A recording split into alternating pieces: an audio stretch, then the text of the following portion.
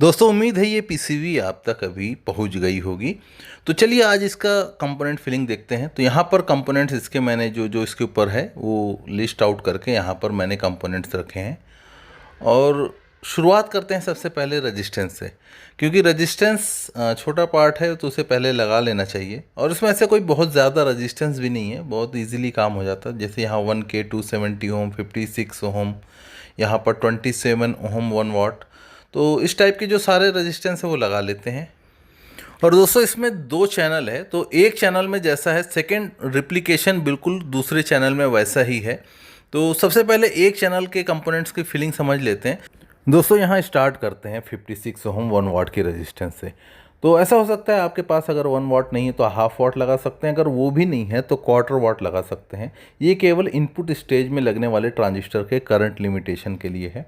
जैसे by the way अगर input stage का कोई ट्रांजिस्टर शॉर्ट हो जाए तो ऐसा कोई ट्रैक पे लोड नहीं आना चाहिए, इसके लिए ये रेजिस्टेंस है। नेक्स्ट यहाँ पर 270 ओम 1 वाट है। तो 270 ओम 1 वाट अगर आपको नहीं मिलती है तो आप 220 ओम भी लगा सकते हैं।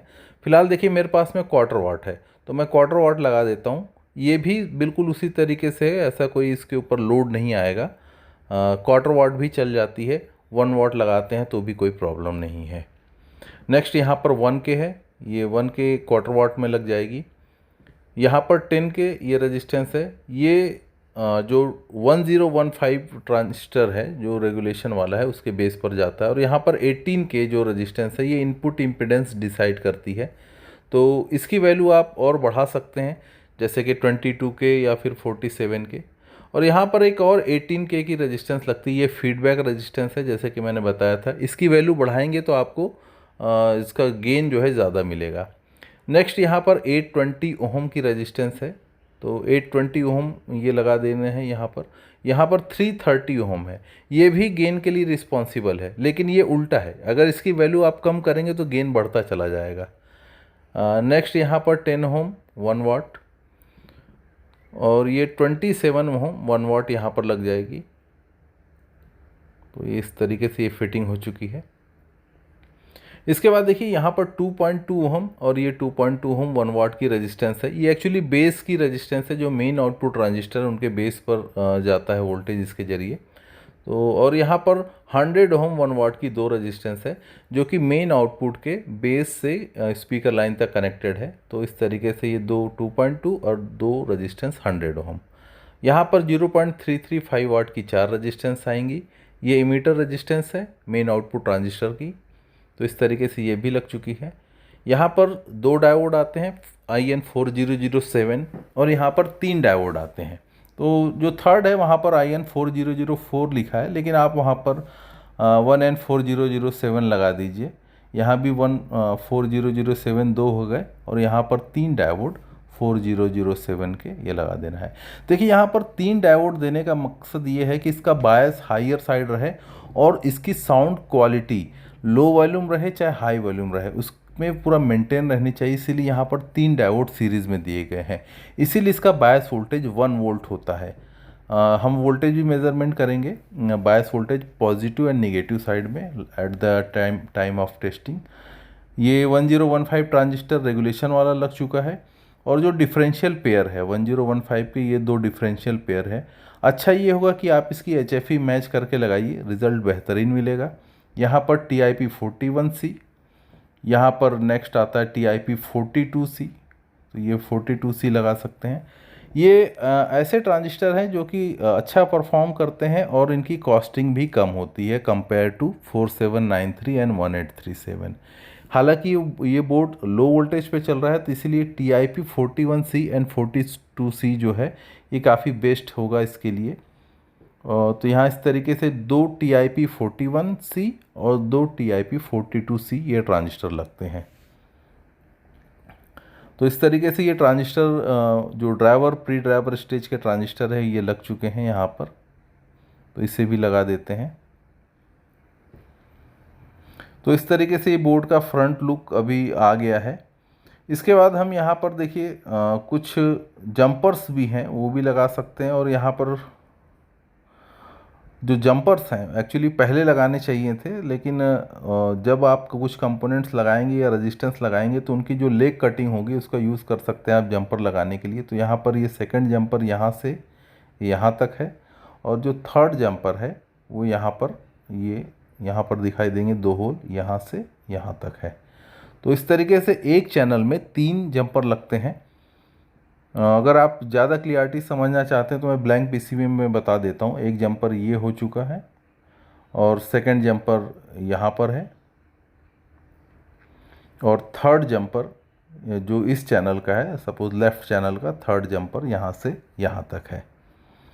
सेम ऐसा ही रिप्लिकेशन राइट चैनल में भी है। राइट चैनल में अगर आप देखेंगे तो यहाँ पर एक जंपर है, और सेम इसी तरीके से दूसरा जंपर दूसरे आउटपुट ट्रांजिस्टर के पास में है यहाँ पर, और जो थर्ड जंपर है सेम इसी तरीके से 18 के रेजिस्टेंस के पास में ये थर्ड जंपर है।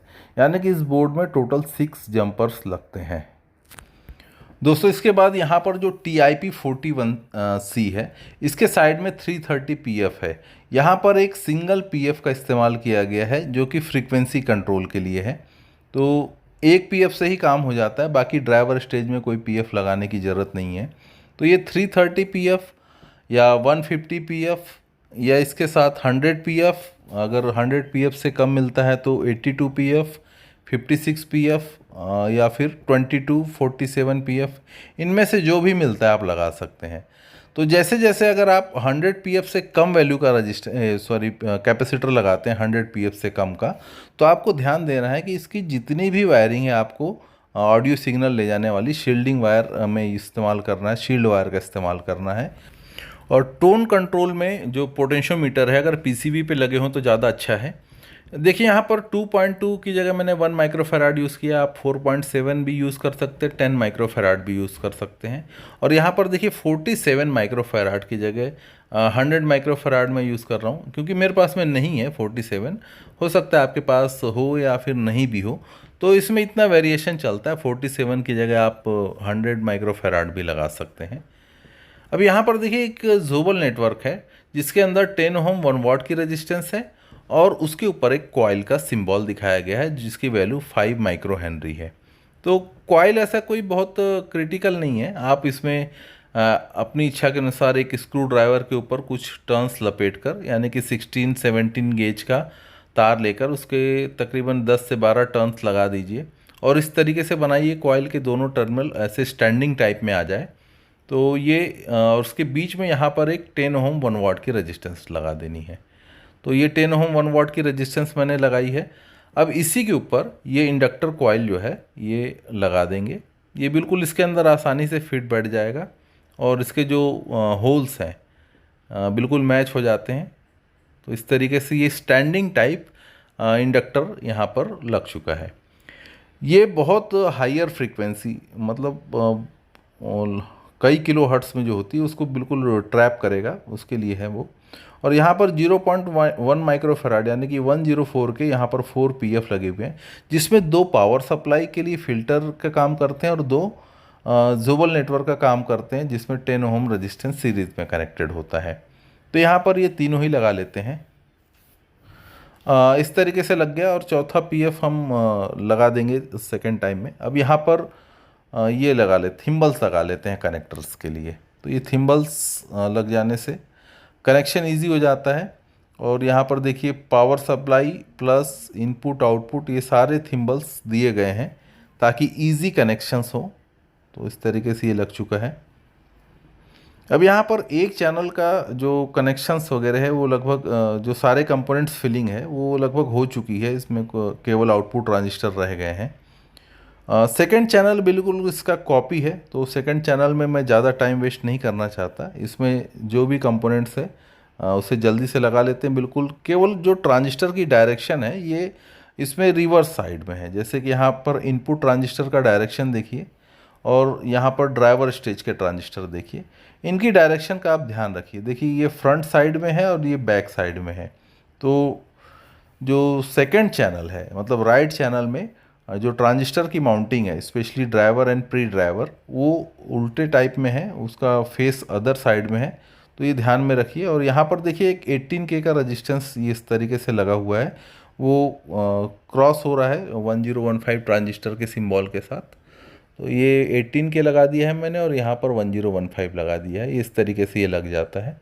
बाकी सब कुछ बिल्कुल वैसा ही है जैसा कि लेफ़्ट चैनल में है और उसी का रिप्लिका राइट चैनल में है। और दोस्तों मैंने जैसे कि बताया था ड्राइवर स्टेज के जो ट्रांजिस्टर्स हैं उनकी डायरेक्शन किस तरीके से है। तो देखिए इसमें ट्रांजिस्टर का हीट सिंक साइड वाला जो हिस्सा है ये फ्रंट मतलब आपकी ओर आता है, यहाँ पर देखिए। और राइट चैनल में मतलब राइट चैनल में इस तरीके से और लेफ़्ट चैनल में अपोजिट साइड में है। तो ये ध्यान रखते हुए आपको ये ट्रांजिस्टर लगाने हैं, क्योंकि कई बार ऐसा होता है कि एक जैसा लगा देने से तो डायरेक्शन चेंज होने से बोर्ड काम नहीं करता। तो यहाँ पर इस लूप को देख लीजिए ध्यान से किस तरीके से है। तो यहाँ पर इसका डायरेक्शन और अदर चैनल का डायरेक्शन आप देख सकते हैं। लीजिए दोस्तों, यहाँ पर सेकंड चैनल की भी कंपोनेंट फिलिंग कंप्लीट कर ली है और यहाँ पर मेन आउटपुट ट्रांजिस्टर भी मैंने लगा दिए हैं।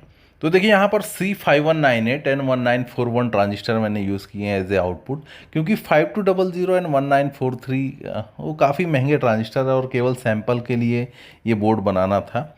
तो इसीलिए मैं यहाँ पर ये ट्रांजिस्टर यूज़ कर रहा हूँ, क्योंकि इनका भी परफॉर्मेंस कम नहीं है, ये भी बहुत ही बेहतरीन परफॉर्मेंस इनका है। और ये जो है जेन्युइन क्वालिटी के ट्रांजिस्टर मेरे पास में अवेलेबल है और कम रेट में मिल जाते हैं, जबकि 5200 एंड 1943 जो है काफ़ी कॉस्टली होते हैं। तो ये बोर्ड लोअर वोल्टेज पे चल रहा है, इसीलिए ये भी काफ़ी बेहतरीन सूटेबल रहेंगे। अब दोस्तों मैं चाहता हूँ कि इस बोर्ड में गेन ज़्यादा मिले, तो यहाँ पर ये जो 330 ओम रजिस्टेंस है इसको रिप्लेस करके 150 ओम लगा दूंगा तो गेन बढ़ जाएगा, या फिर ये 18K इसको रिप्लेस करके 56K लगा दूंगा तो गेन बढ़ जाएगा। तो दोनों में से कोई भी कर सकते हैं। तो यहाँ पर ये रजिस्टेंस को रिप्लेस कर देते हैं 330 ओम को, यहाँ पर मैं 150 ओम लगा देता हूँ। लीजिए दोस्तों, यहाँ पर मैंने ये 330 ओम निकाल कर 150 ओम लगा दिया है। कई बार ऐसे बंदे होते हैं जिनके पास जो टोन कंट्रोल होता है उसमें गेन इम्प्रूवमेंट नहीं होता है, तो वहाँ पर आप एम्पलीफायर का गेन ये रेजिस्टेंस रिप्लेस कर दीजिए, 150 ओम लगा दीजिए। तो लो गेन वाले जो प्री एम्प बोर्ड होते हैं उसमें ये हायर आउटपुट देगा। और अगर हाई गेन वाला आपके पास में ऑलरेडी प्री एम्पलीफायर है तो इसको रिप्लेस करने की ज़रूरत नहीं, 330 ओम आप लगा सकते हैं। तो ये सब डिपेंड करता है, ये सब जो चेंजेस है ये बताने से फ़ायदा ये होता है कि आप पर्टिकुलर अपने उस बोर्ड में अच्छा परफॉर्मेंस उससे ले सकते हैं। तो फिलहाल यहाँ पर मैंने इसको रिप्लेस किया है। तो चलिए यहाँ पर म्यूज़िक प्ले करते हैं और पहले के मुकाबले कितना आउटपुट बढ़ रहा है वो आप देख पाएंगे।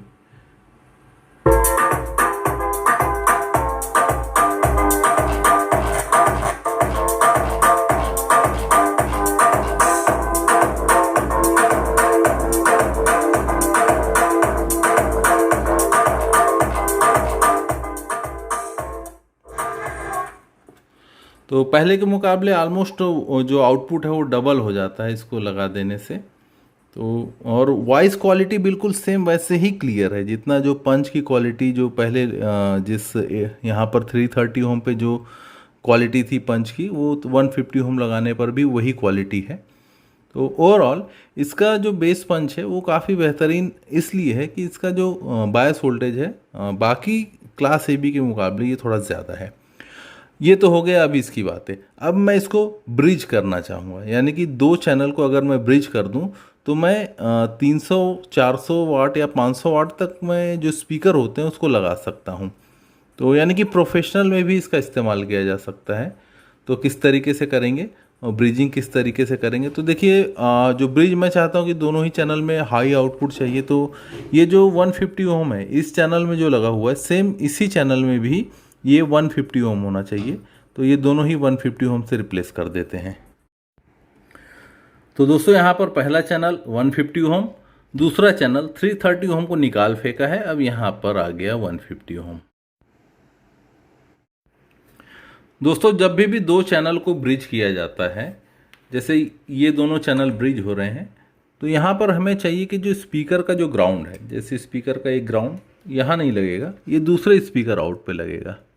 तो ये देखिए यहाँ पर, यानी कि ये लेफ़्ट का राइट का स्पीकर आउट और ये लेफ़्ट का स्पीकर आउट, ये दोनों पे दोनों स्पीकर टर्मिनल लग गए। अब यहाँ पर ऑडियो सिग्नल हम एक चैनल में दे देंगे, तो जिस चैनल में ऑडियो सिग्नल दिया है इसमें दिया है हमने, तो ये बन जाएगा हमारा मास्टर। तो इसको लिख देते हैं मास्टर। और जो उसका सपोर्टिव चैनल है यानी जो उसको फॉलो करेगा ये हो जाता है स्लेव, SLAVE, स्लेव यानी इसको फॉलो करने वाला, मास्टर को फॉलो करने वाला स्लेव। आसान भाषा में कहें तो गुरु चेला। तो ये हो गया गुरु, ये हो गया चेला। तो अब यहाँ पर बातें करते हैं कि जो यानी कि यहाँ पर जो इनपुट है राइट चैनल, मतलब स्लेव का जो इनपुट है ये इनपुट को शॉर्ट कर देना होता है। तो इस तरीके से जंपर लगाकर उसे शॉर्ट कर दिया है। अब इम्पॉर्टेंट बात कि ये मास्टर और ये फॉलोअर किस तरीके से बन सकता है, तो सबसे इम्पॉर्टेंट यहाँ से खेल शुरू होता है। तो दोस्तों ये मास्टर और स्लेव का बैक साइड लुक है। तो ये जो मास्टर है इसका ये स्पीकर लाइन है। तो स्पीकर लाइन पर एक ये टर्मिनल आप ध्यान दे दीजिए या इस पे, और जो स्लेव सेक्शन है इसमें एक डिफरेंशियल इनपुट होता है। एक तो मेन इनपुट ट्रांजिस्टर ये हो गया, दूसरा डिफरेंशियल इनपुट ट्रांजिस्टर 1 2 3 ये टर्मिनल दिखाई दे रहे हैं। तो उसमें ये जो टर्मिनल है यानी कि ये जो ट्रैक आ रही है, यहाँ से ये ट्रैक आई और ये वाला,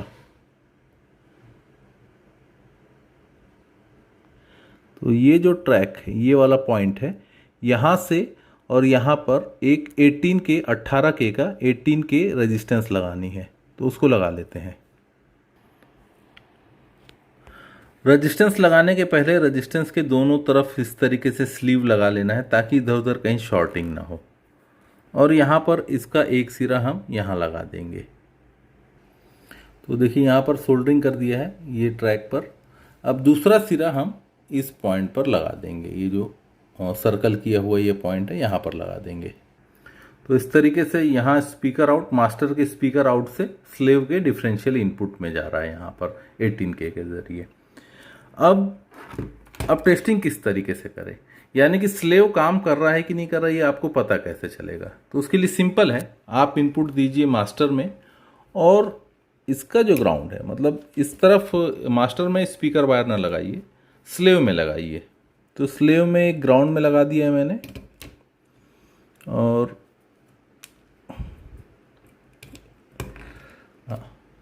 तो देखिए स्लेव में यहाँ पर एक ग्राउंड लगा हुआ है और ये स्पीकर आउट लगा हुआ है स्लेव में। स्लेव के हमने इनपुट शॉर्ट कर रखे हैं, सिग्नल इनपुट दिया है मास्टर में। अब सप्लाई ऑन करेंगे तो मतलब जो 18K रेजिस्टेंस हमने लगाया उसके ज़रिए यहाँ पर सिग्नल फीड होगा और ये जो स्लेव सेक्शन है ये स्पीकर आउटपुट देना चाहिए। तो चलिए ऑन करते हैं। तो चलिए ये ऑन हो चुका है, ये काम कर रहा है बिल्कुल उसी तरीके से। देखिए स्पीकर वायर निकाल दिया है मैंने, इनपुट हमारा जा रहा है मास्टर में और ये मास्टर से यहाँ पर बज रहा है और यहाँ भी बजेगा।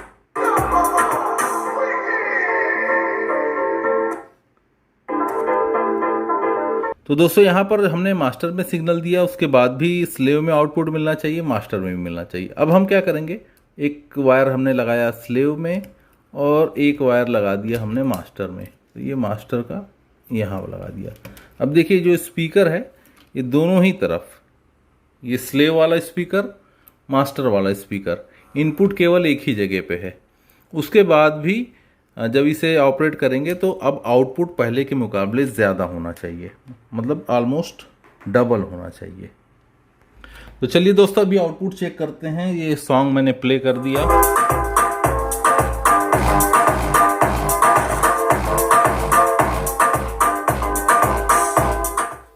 अब दोस्तों आउटपुट पहले के मुकाबले काफ़ी ज़्यादा हो गया है।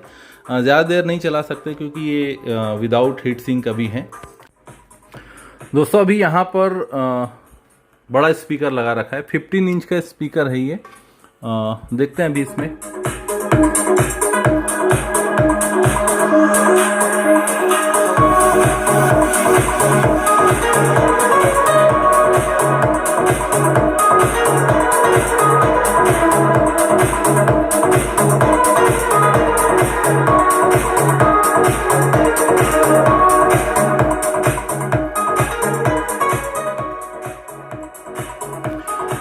24024 5 एम्पियर 8 एम्पियर का ट्रांसफार्मर यूज़ करने से इस तरीके से ही परफॉर्म कर रहा है।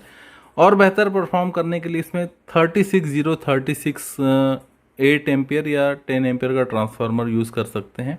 एंड फिल्टर कैपेसिटर 10,000 माइक्रोफराड के 2 कैपेसिटर या उससे ज़्यादा आप यूज़ करना चाहते हैं एज़ पर योर बजट तो आप कर सकते हैं। तो उस तरीके से ये बोर्ड परफॉर्म करेगा। तो ब्रिज में आउटपुट इसका मेरे ख्याल से आपको अगर इस टाइप के जो ट्रांजिस्टर्स लगे हुए हैं ये लो पावर वाले तो ये 300 वाट तक दे सकते हैं। और 5200 या फिर NJW सीरीज़ के ट्रांजिस्टर या MGL सीरीज़ के ट्रांजिस्टर लगाने से वो भी लगभग उतना ही आउटपुट देंगे, क्योंकि इसका वोल्टेज जो है 36 वोल्ट के ऊपर रिस्ट्रिक्ट है। लेकिन ब्रिज में ये बेहतरीन परफॉर्मेंस दे सकता है और क्लियर वॉइस दे सकता है, चाहे वॉल्यूम लो हो या फिर हाई हो। तो बहुत बहुत शुक्रिया दोस्तों, मिलते हैं फिर नेक्स्ट वीडियो में।